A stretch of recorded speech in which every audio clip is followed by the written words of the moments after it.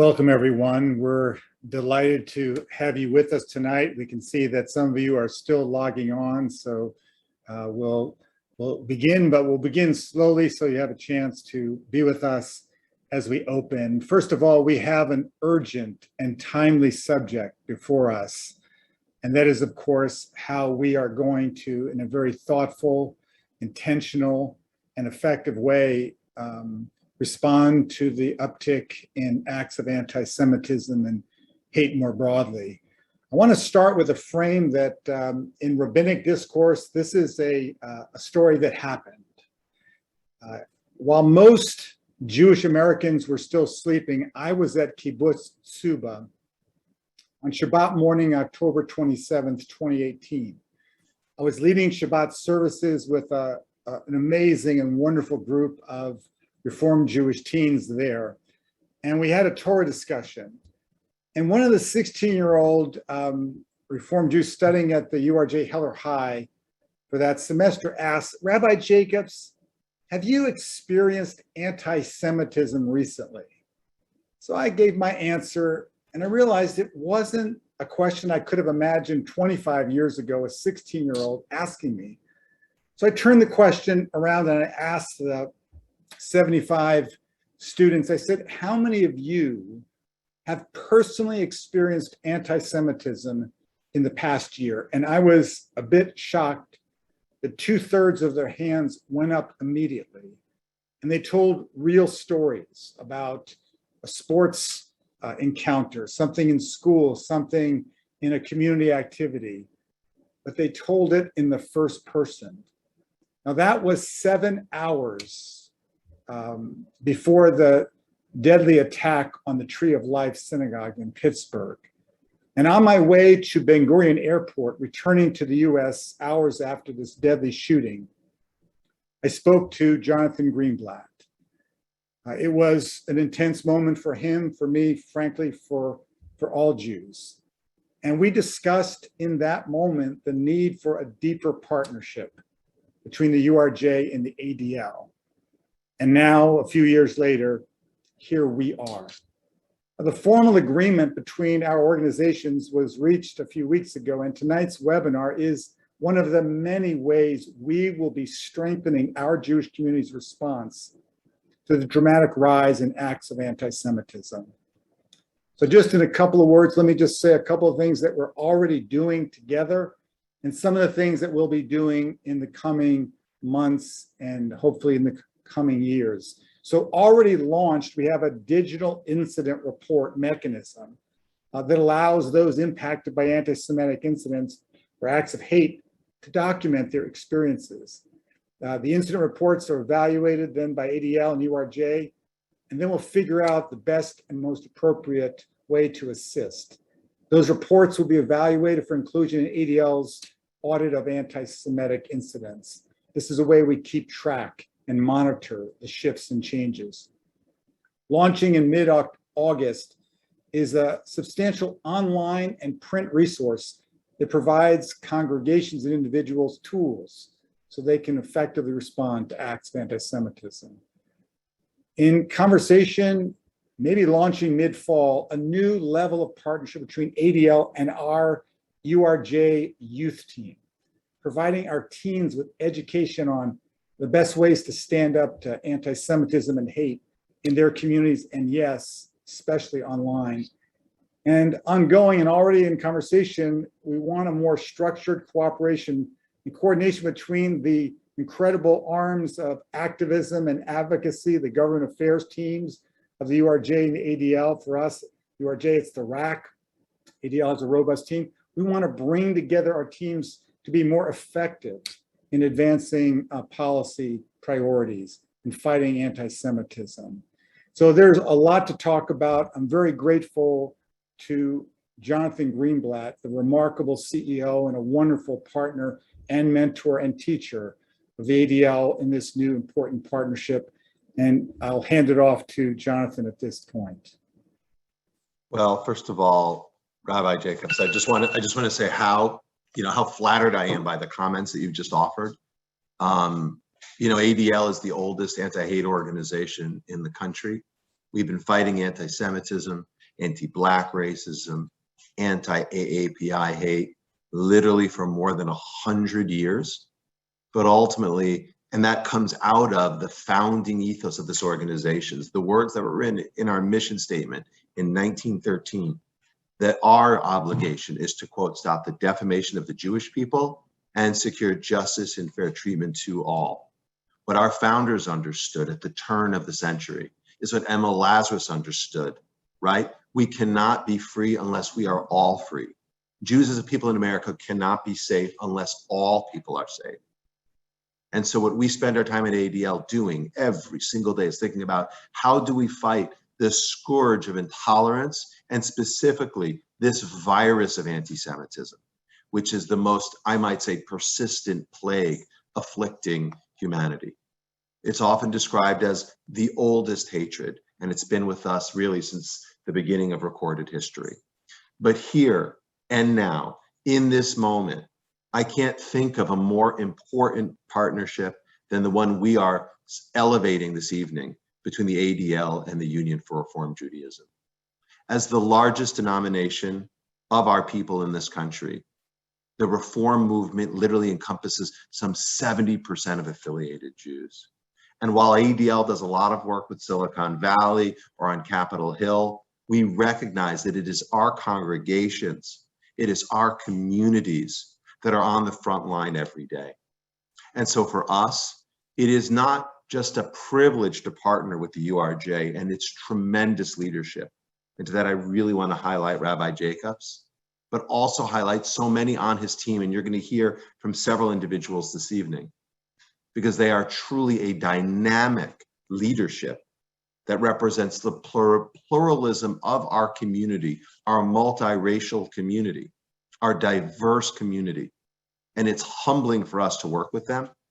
But we do this not just because it's a privilege, but because it is indeed our obligation. We are here to serve the community. And as Rabbi Jacobs already mentioned several dimensions, I know that our partnership will evolve and blossom in many ways in the years ahead. But I will just highlight it really starts with the data. We know that hate crimes are chronically underreported, including anti-Semitism. And regardless of the source of the stereotypes, regardless of who is perpetrating the crimes, we need to ensure that law enforcement, elected officials, and our own communal leaders know what's happening to our communities. So it really starts with incident reporting, whether it's acts of harassment or vandalism or violence, using the form that Rabbi Jacobs mentioned, so that ADL and other stakeholders can ensure the community, the reform movement has what it needs, down to the synagogue, down to the school, down to the summer camp, down to the youth group. We are ready and able to provide resources and feel, again, it's our ethical obligation and truly our calling to be there for you to make sure we can give the community what it needs. So there's a lot to talk about tonight, but I just want to underscore once again, all of us at ADL feel privileged to have the opportunity to serve and to work hand in hand, yad b'yad, I think, right? Rabbi Jacobs, I'm getting that right, with the reform movement. So thank you for this, and I look forward to talking further this evening. Jonathan, Rabbi Jacobs, thank you both so much. My name is Barbara Weinstein. My pronouns are she, her, and I am the director of the Reform Movement's Commission on Social Action and the associate director at our Religious Action Center. If you've just joined us this evening, welcome. Just a reminder, if you'd like to access the closed captioning, you can do so at the toggle at the bottom of your screen. This is really a timely discussion of anti-Semitism, about hate, and for us to launch this new partnership between the Union for Reform Judaism and the Anti-Defamation League. And we have 4 outstanding leaders to hear from this evening. Rabbi Rick Jacobs is the president of the Union for Reform Judaism. Yolanda Savage-Narva is the URJ's Director of Racial Equity, Diversity, and Inclusion. Jonathan Greenblatt is the CEO and National Director of the Anti-Defamation League. And Carly Pildis is the ADL's Associate Director for Community Engagement. And I want to thank each of you for being with us this evening, and of course, for the work that you do every day. So let's dive in. One of the complicating factors in the fight against anti-Semitism is that sometimes we can't even agree what anti-Semitism looks like. So I want to start by asking each of you, how do you know what anti-Semitism is when you see it? And Rabbi Jacobs, we'll start with you. So it turns out there are some cases that are just so unbelievably clear that everyone agrees. Carrying tiki torches and chanting in Charlottesville, "The Jews will not replace us." You just don't miss that. Someone wearing their Camp Auschwitz t-shirt to a rally, really clear.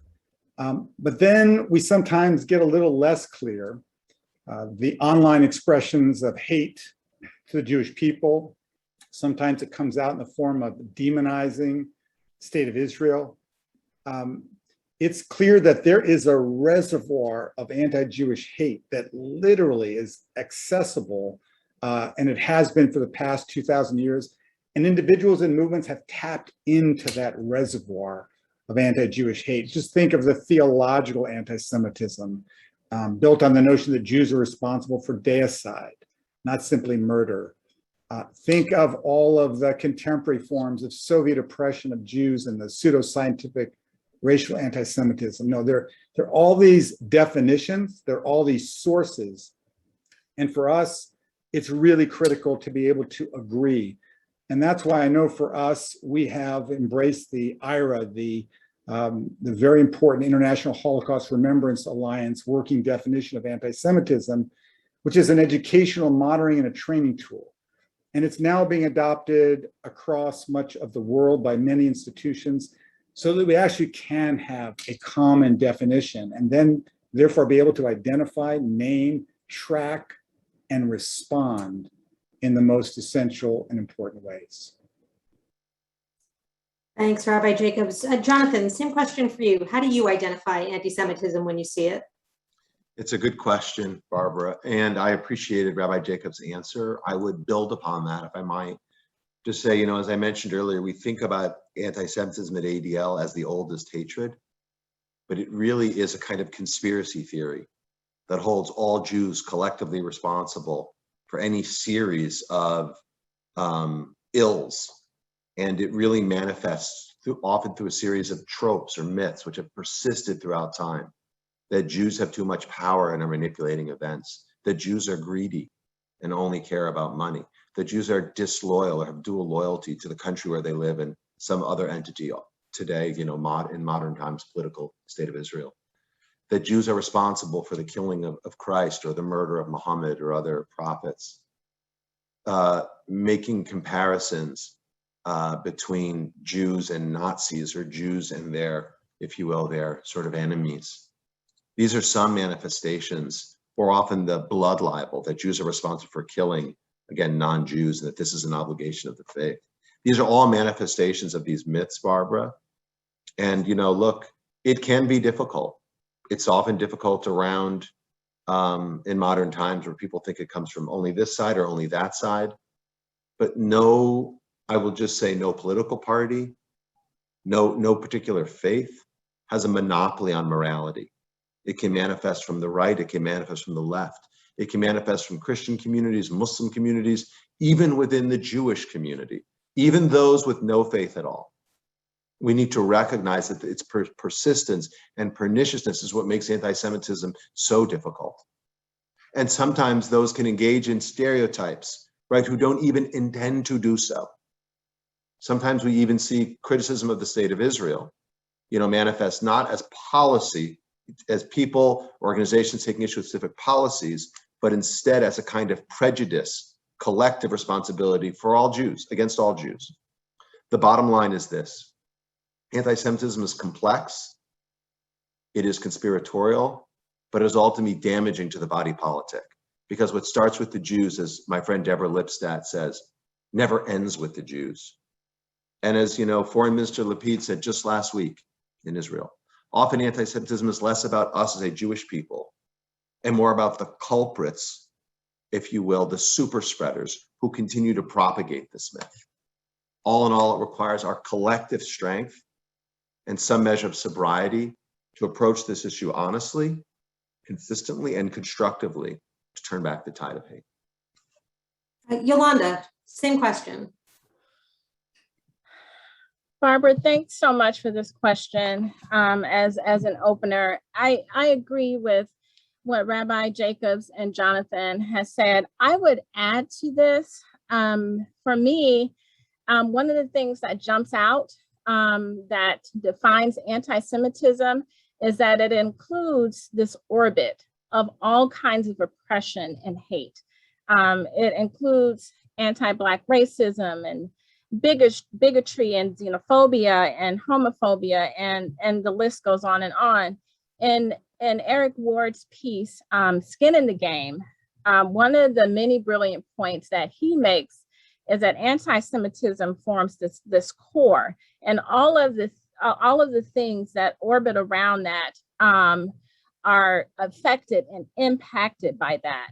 And so when I hear a stereotype about Jews or an anti-Semitic trope, those are the things that kind of jump out to me that white supremacy has done. It's planted these seeds all over in all communities around the world. And some of the seeds understand that they are fertilizing themselves, and then others don't. And so for me, anti-Semitism can kind of shapeshift, but it ends up being this overwhelming form of hate and bigotry that impacts everyone. Thanks, Yolanda. And Carly, want to wrap us up on this question? How do you identify anti-Semitism when you see it? Oh, you're muted, Carly. It has to happen once in every Zoom. So first, let me just say what an honor it is to be here on a panel of people I have really admired for many years. I agree with so much of what has been said, especially Jonathan's analysis around anti-Semitism really just drives home the point here that this is a nuanced issue, a complex issue, and one that requires some sobriety. Beyond that, I believe it's really important for any historically oppressed and marginalized community to define the bigotry and systemic oppression we face on our own terms. And there's plenty of room for internal Jewish community debate, but it's our history, our families, our stories, and ultimately our community on the line. And therefore, we get to define anti-Semitism. Debate is healthy. I firmly believe it's what's kept Jewish culture vibrant for centuries. But ultimately, it is up to our community to define how we experience oppression and talk about that.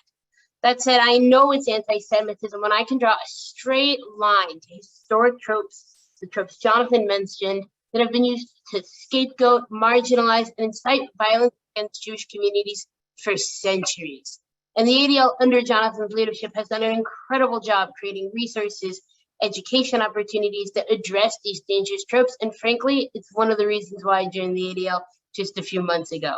Anti-Semitism often functions as a conspiracy theory. And when we see Jews being blamed for societal ills and targeted as bloodthirsty, corrupt, hoarding wealth and power, as an evil, all-powerful cabal, we've all heard this, that manipulates society. We know that language has the potential for devastating consequences. And sadly, the same conspiratorial ideas about Jews have been remarkably persistent across our multiracial global Jewish story, whether it's in North Africa, the Middle East, Europe, Latin America, or the United States, whether it's the Middle Ages or the modern age. The tropes really remain the same. And why the fight against anti-Semitism is markedly different across generations and geography, the script of it, the bigoted lies that persist, are easy to spot with proper education and training. And with that knowledge, we can begin to dismantle anti-Semitism, and all of us will benefit. And I'm so proud to be a part of this partnership that is giving people the opportunity to have both that knowledge, that educational component, and that advocacy component in the ongoing fight against anti-Semitism. That's really helpful, Carly. And I think each of you touched on an aspect of this, which is one of the reasons that it's so important we're having this conversation and the partnership. And Jonathan, you mentioned the complexifying factor of Israel in all of these discussions. So Rabbi Jacobs, I want to turn to you again. How do you kind of distinguish between criticism of Israel that is quote unquote legitimate, but policy differences of opinion versus criticism that veers into anti-Semitism? So this is really a key question, Barbara, as you know, and I think the panelists and probably everyone here can realize that this distinction is front and center for so many of us. And let's be really clear, criticism of any government is not only okay, it's essential. It's essentially an American, Canadian, it's a Jewish tradition to be thoughtfully critical as how we improve and raise up that which is not yet whole. And while criticism of Israel is not an end of itself, anti-Semitic, anti-Israel or anti-Zionist, it occasionally does cross into that line and become anti-Semitism. So especially when Israel is unfairly demonized. So I love Natan Sharansky. I've had the privilege of working closely with him during his years as chairman of the Jewish Agency. And being a former dissident, a human rights activist, and also someone who's been in the Israeli cabinet, he has what he calls the 3 Ds. And they're easy to remember, and I think they're really helpful. Delegitimizing or denying the Jewish people our right to self-determination, that crosses the line.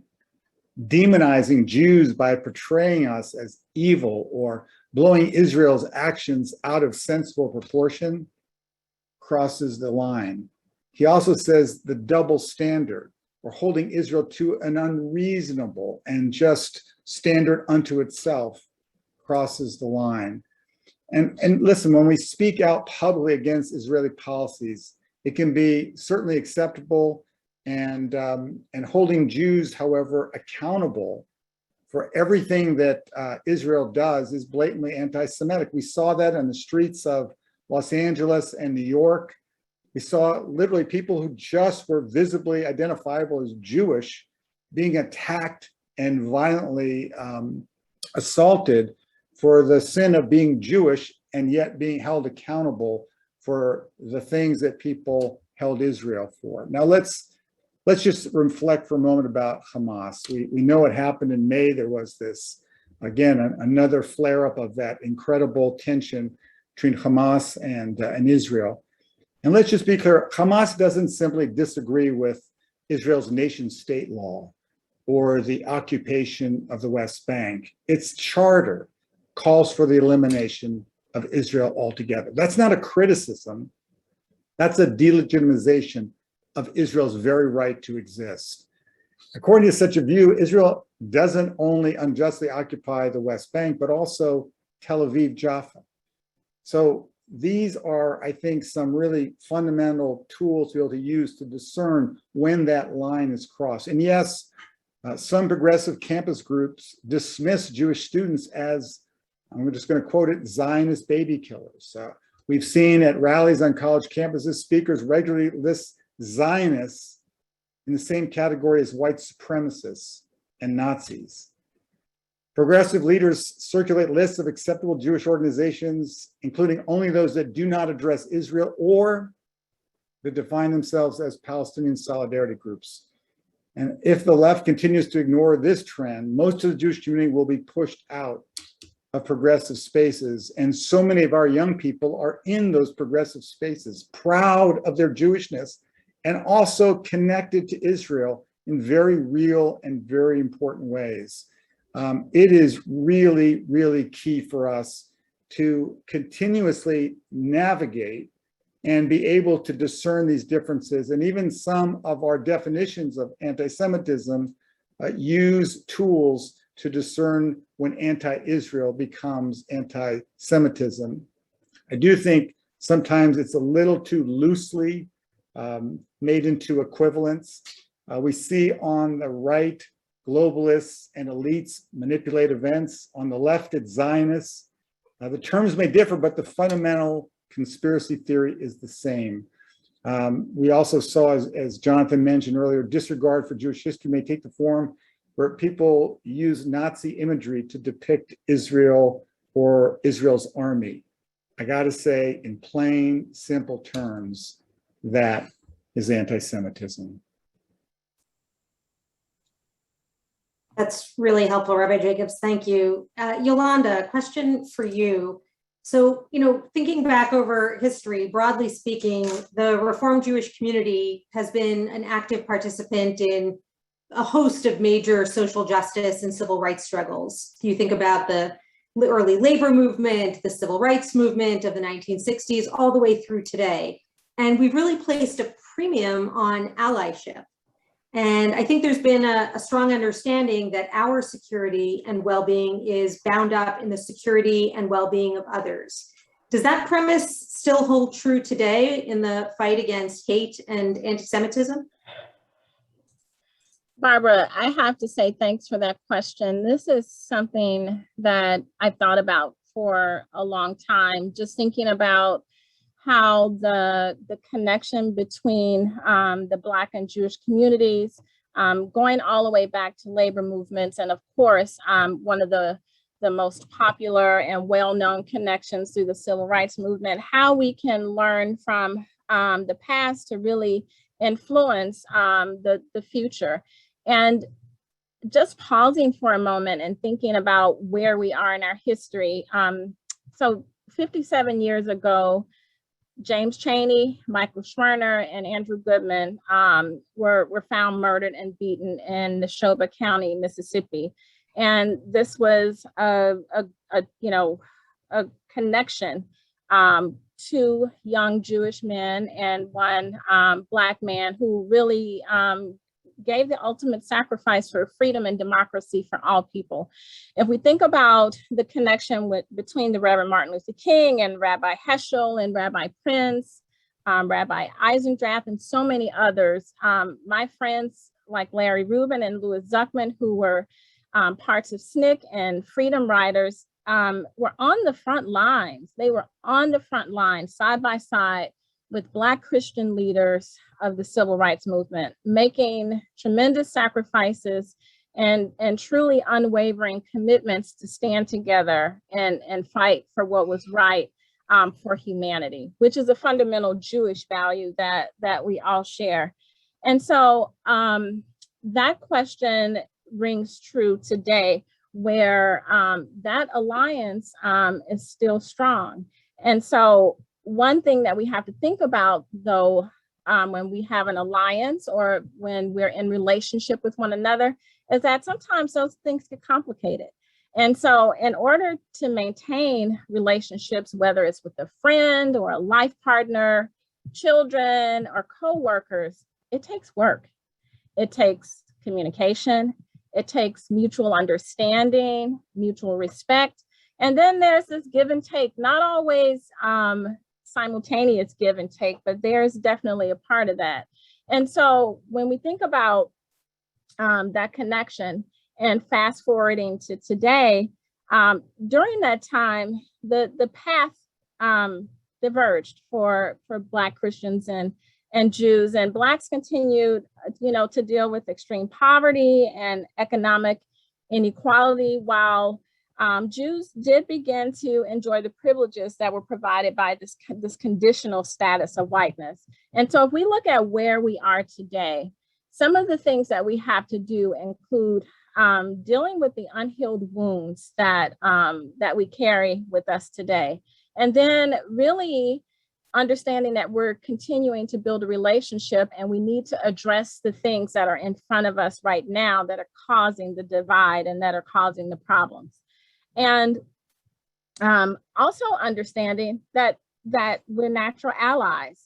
But one of the things that we have to understand is that the Black and Jewish communities are not binaries, actually, but there's actually this both and. And it was mentioned earlier that the Jewish community is diverse, it's multicultural, it's multiracial, multi-ethnic abilities, people with all kinds of intersecting backgrounds. And so understanding that that's a part of who we are is very important to this process.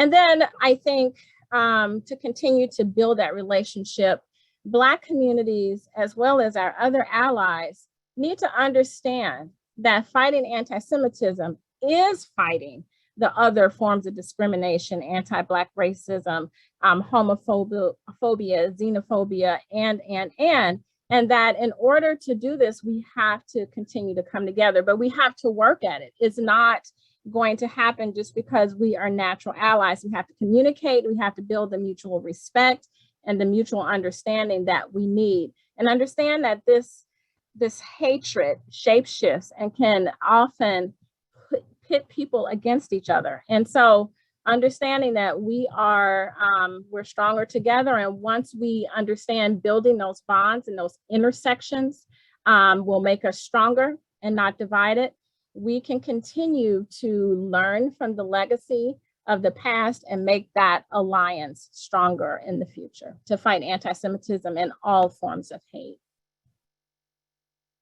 So Carly, I want to turn to you. In your experience, is the way that we fight anti-Semitism different than the way we fight other forms of hate? I think it's a really, building on what Yolanda just shared, I'm curious what you think about that. Thanks for that question. I appreciate it. Before I dive in, I just want to add one quick thought on the conversation about allyship. I think it's important to note that we've seen beautiful, heartwarming displays of allyship and solidarity with the Jewish community this year, notably at the rally and Day of Action Against Anti-Semitism in May, which ADL and URJ both had major leadership roles in. We had over 25,000 participants and speakers standing with us against anti-Semitism from across so many communities, civil rights communities, Muslim American communities, faith communities, and across political lines as well. So it's just worth remembering that even just this year, in this frightening time, we have shown that allyship is possible and achievable with real results and real outcomes in terms of pushing policy forward. So I just want to remind us of that. Getting back to your question, unfortunately, we are seeing a rise in hate in America. We're seeing a rise in hate crimes. We know, as Jonathan mentioned before, that so many hate crimes go unreported and too many communities are suffering. And historically oppressed and marginalized communities are grappling with rising hate. So when we talk about this rising hate, we talk about solidarity first, we need to never forget that so many members of the Jewish community are at that cross-section of multiple forms of hate and oppression, including Jews of color, LGBTQ Jews, and Jewish women. And we need to be really careful when we talk about rising hate and taking action and allyship that, this isn't just about being good friends and good citizens and good neighbors who live our values and seek justice, although of course that is a part of it. It's also about standing up for members of our own community. So, when we talk about rising violence against Asian Americans as part of this racist and xenophobic response to the pandemic, we can't forget that includes Asian American Jews. And when we dive into this analysis, we just need to be careful that we take a really broad and inclusive view on who is Jewish and how hate threatens Jews. I say this not only as a really proud member of the ADL team, but also as wife to a Black Jewish man, mom to a Black Jewish daughter, and daughter-in-law of proud African immigrants who've seen firsthand how these things can really come together in hateful ways. Beyond that, as we look to analyze and further the fight in a holistic way, it's really worth taking time to understand how hate manifests and how systemic oppression affects different communities, especially because we need to tailor our responses to those specific histories, those structures, and those problems. There is no silver bullet and no one-size-fits-all approach to ending hate, which means we have to build effective coalitions that can learn from each other, understand how hatred manifests for our communities, and address these problems in sophisticated and effective ways. While there's no one-size-fits-all solution, we know that when we come together with real non-transactional relationships, we can build something stronger than hate that can ultimately, brick by brick, dismantle that hate. And there are definitely times when, despite our different histories or the different ways hate can manifest, we share policy solutions. We could stand together on hate crimes, on domestic terror, on combating rising extremism in America. And while hate and hate-related violence is a tremendous challenge, we can effectively tackle it together when we form coalitions that refuse to compromise and share our core values. So in addition to those essential coalitions, Jonathan, do you think that there's a way to legislate our way out of this? Is legislation part of the answer here, all of the answer? Well, look, I think there are a few things. Let's acknowledge that legislation is important because it can create an environment that provides security to many marginalized groups, right? The law is the backbone of a civilized society. And so whether it's ensuring that all people are treated equal under the law, that they have equal access to services, the right to vote, right, the right to show up as themselves and live full lives regardless of how they identify in terms of race or religion or sexual orientation, national origin, et cetera, the law really matters. At the same time, you can't legislate or lobby your way out of hate. Ultimately, you have to change hearts and minds. And so the trick is how do we use the law effectively to condition the environment to change norms or to reinforce positive norms and to discourage those that, again, rely on fomenting stereotypes or, slander and hate. So I can give you some examples of ways that ADL has tried to use the law, again, to condition the environment to enforce the right kind of norms. You can go back to the work that ADL did in the 50s with the anti-masking law that forced the Ku Klux Klan to expose their membership rolls and literally helped to take down the organization when it was rising in the 50s as a true violent domestic extremist group. More recently, in 2004, we and the passage of it's called the Global Anti-Semitism Monitoring Act, I think, which set up at the State Department the special envoy to monitor global anti-Semitism, which helped to, again, I think, educate not only the American public, but the world about the specter of anti-Semitism. The ADL worked for years, not just at the federal level, but at the state level to get hate crimes laws passed. Laws which recognize that a crime committed against an individual or an institution because of an immutable characteristic are different than an ordinary offense because they're intended not just to injure the person or the place, but to terrorize an entire community, right? And so for that reason, we wrote model legislation, ran statewide campaigns, ultimately got laws passed in 40 plus states, and then helped to lead the coalition with participation from the RAC and other civil rights groups that got a law passed in the Matthew Shepard, James Byrd Hate Crimes Act in 2009. It was signed into law by President Obama. I'll also note just in the last session, the congressional session, 2020, working with Hadassah, the RAC, and other Jewish organizations, ADL contributed to the passage of the Never Again Education Act, which mandates Holocaust education, provides funding for the U.S. Holocaust Memorial Museum to do this at the local level. And that's quite significant because our data shows us that young people who are educated about genocide and the Holocaust have reduced rates of intolerance. And then finally, just what is it? It's like just it must be 2 months ago, President Biden signed into effect the COVID-19 Hate Crimes Act, which provides resources to help get police training on how to report hate crimes and make sure that that can adequately be counted. We come back to this issue of you got to count it in order to counter it, and we can't manage what we can't measure. So getting the data about hate crimes is so crucial. So all in all, I would come back to the fact that the law creates a framework. It can help us to encourage the right norms. But ultimately, hate is not going to be fought in the courts. It's not going to be stopped in the courts or in Congress. We need to change hearts and minds. That happens at the local level with acts large and small by ordinary people when we come into contact with them. That's really helpful. And I'm thinking about the things that we can do in our own institutions that complement the policy and advocacy side of things. So Yolanda, I want to ask you, for many Jewish institutions, synagogues, JCCs, others, one of the answers to security concerns around hate and rising anti-Semitism has been the prominent presence of guards and police. But I know for Jews and people of color for whom a primary outward identity is race, and for LGBTQIA Jews and others, the presence of uniformed law enforcement can sometimes create concern rather than comfort. So any thoughts about how those values can be reconciled? It's an excellent question, Barbara, and it's something that I personally grapple with.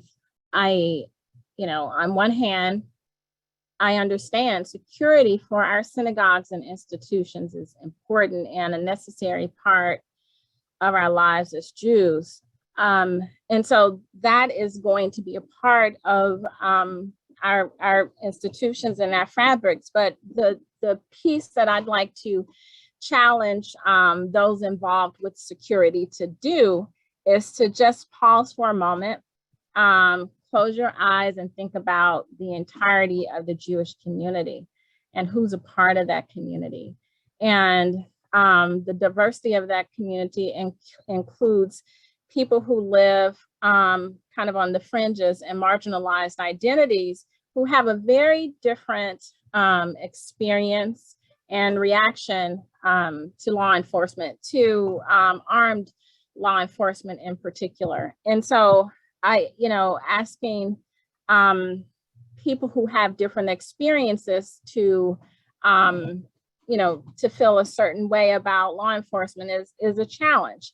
And so, one of the things I would suggest is bringing people of color and other marginalized communities into a conversation around security and how there are innovative and creative ways to make sure that security is present, but with the consideration of everyone who is in your community.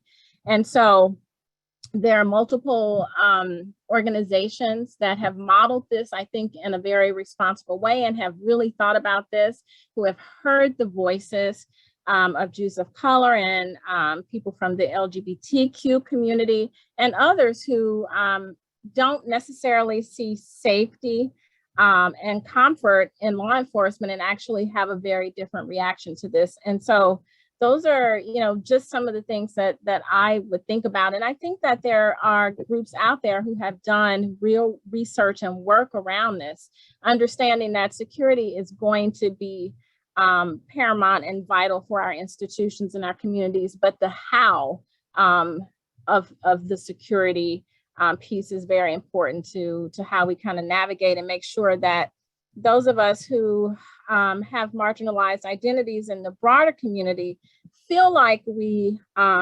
belong and we're welcome within our own Jewish community. That's really helpful. Thanks, Yolanda. Jonathan, I want to ask you, there's often talk about anti-Semitism from the right versus anti-Semitism from the left.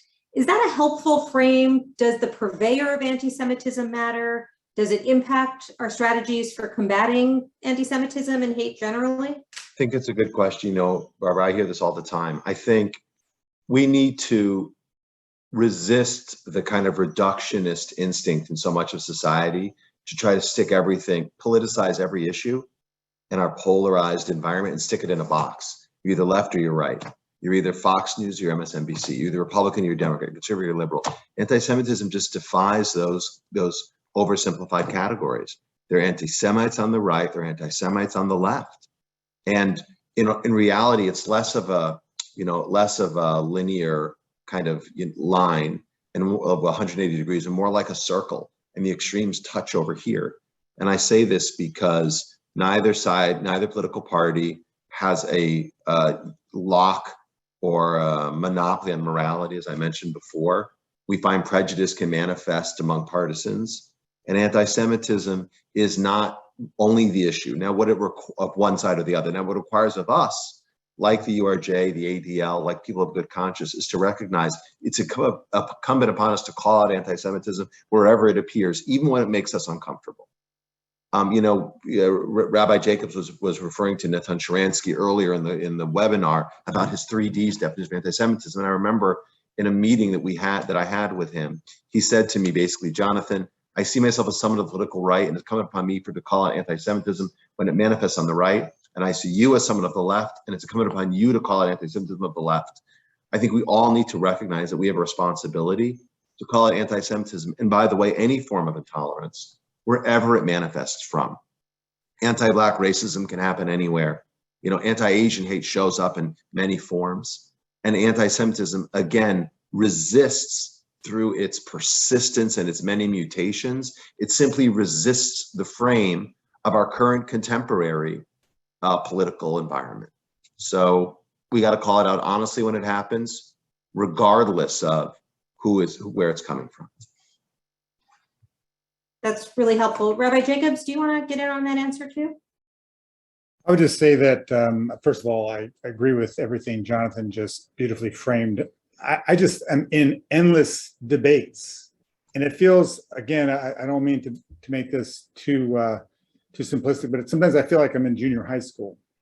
And them, it's so easy to fault them, whoever they are, and again, it's sometimes harder to be more candid and clear with those who are in your part of the spectrum. And I think what Natan Sharansky was saying is true for wherever we are. And I think let's just end, it's worse over there. It's not helpful. It's different over there. Is it deadly in any place we find it? Yes, it's potentially deadly in every one of its manifestations. But I think the other piece is that it's not only for us to call it out, but in places where it's most extreme, that's all we can do. But there are times when we can actually call people in. And those who are part of our neck of the political or the ritual or the religious woods, we can actually have some very frank, hard conversations with people. And in some cases, those conversations help to shift something, help someone to see something. So I'm not suggesting that, someone shows up with a submachine gun in your congregation and you want to have, a meaningful conversation. I'm not suggesting that at all. But I'm suggesting that, that we have to be able to see it, identify it, and when possible, figure out, do we have a relationship that would actually allow us to help that person to see what they may not see and to change what could be changed.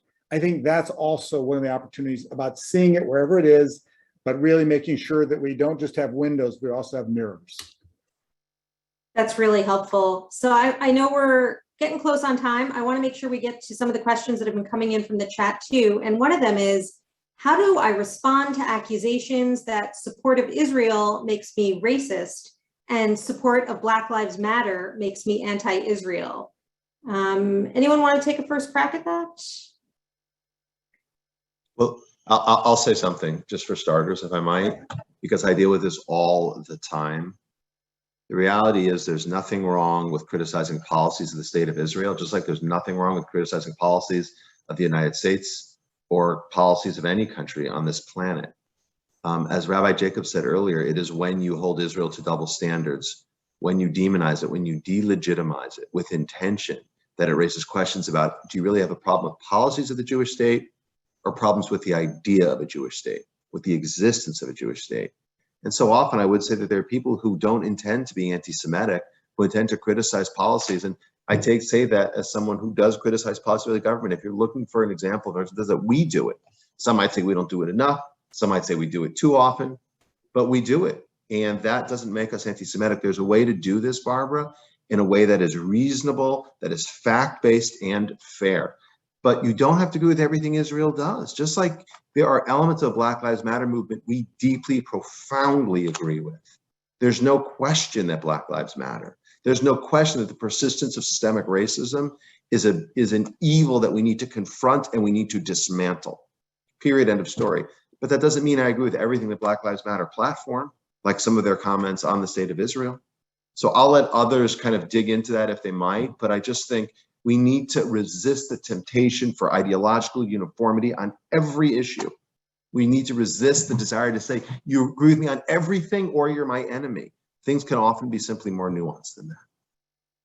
So Carly, I want to turn to you for the next question that came in. So we have people who have joined us this evening who are not Jewish, and they're asking how they can be allies with the Jewish community. What would you say to that?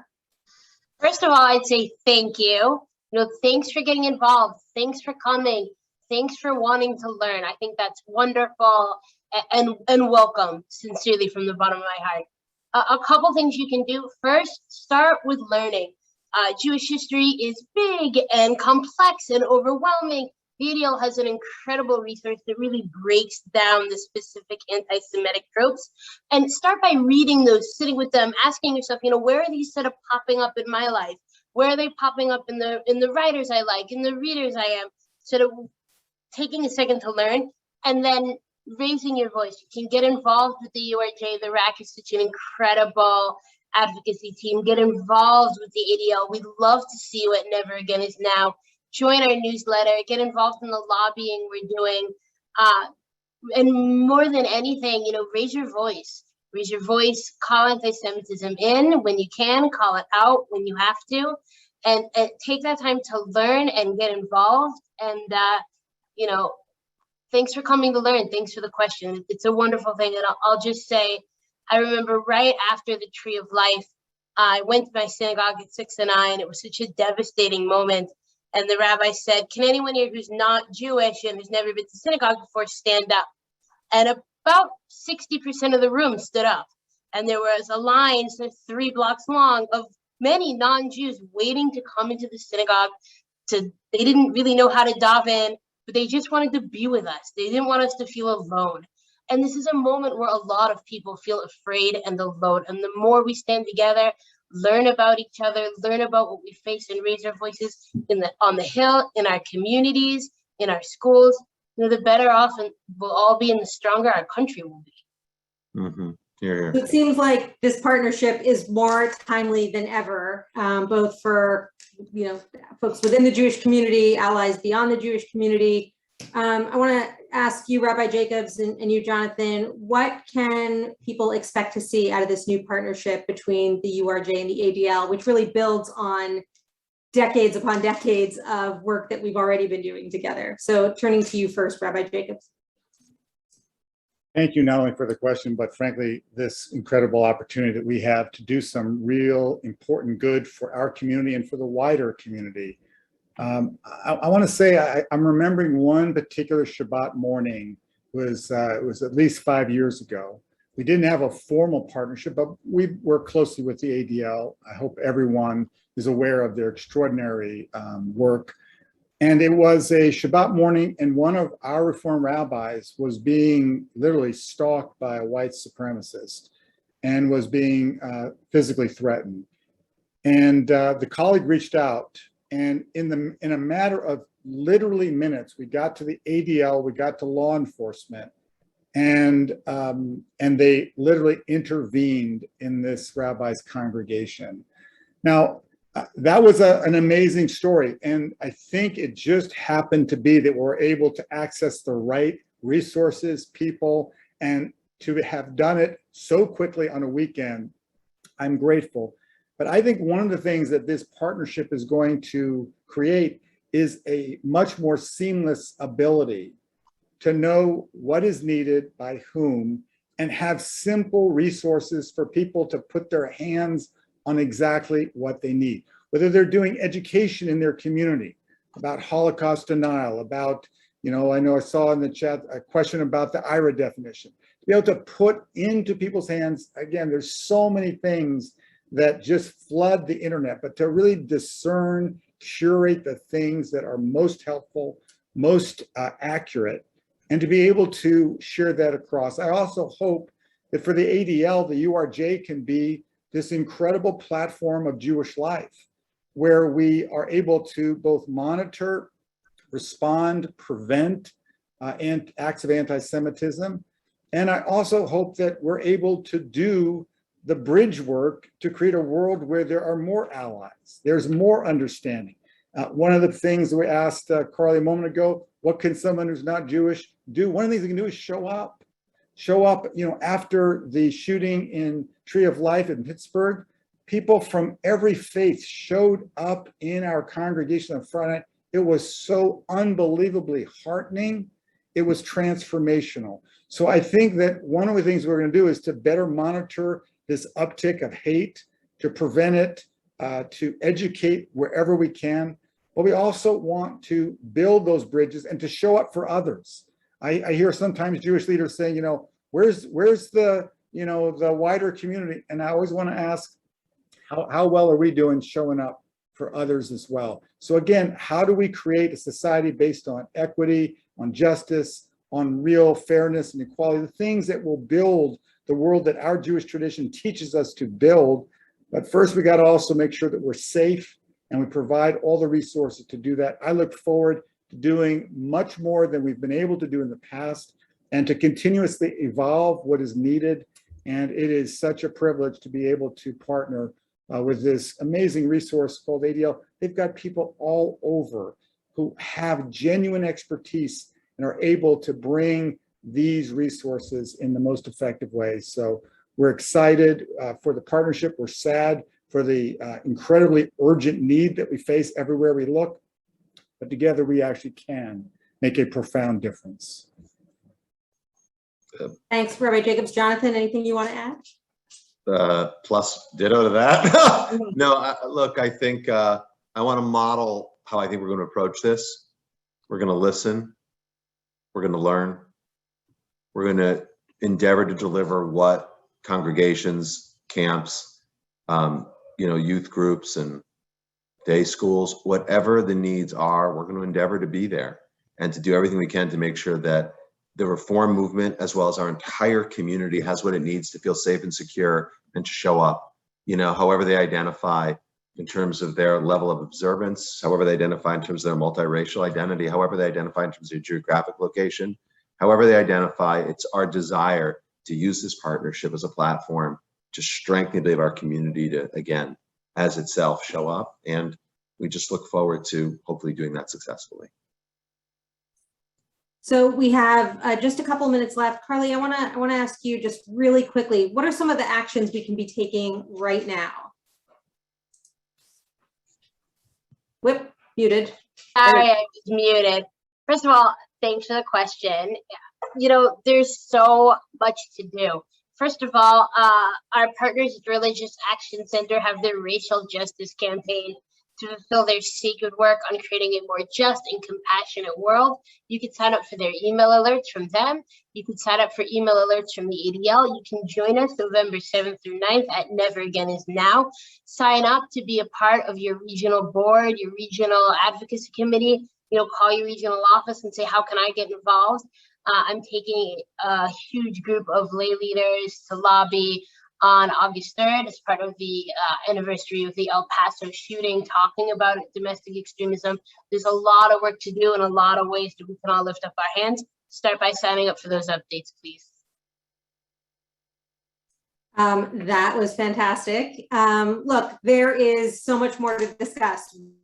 This webinar could have been 3 times as long and we still would have only skimmed the surface. So we know that we'll have more opportunities on webinars and other forums to talk about these issues and what we can do together to combat hate and anti-Semitism. And of course, there's going to be more information in the resources that URJ and ADL are creating together that everyone on this program tonight will have access to, of course. So for now, I want to thank you, Rabbi Jacobs and Jonathan Greenblatt, Yolanda Savage-Narva, and Carly Pildis for being here tonight, for your leadership, and of course, for your partnership. And I want to thank everyone who joined us this evening, and I wish you all a good evening and a good rest of your summer. Take care.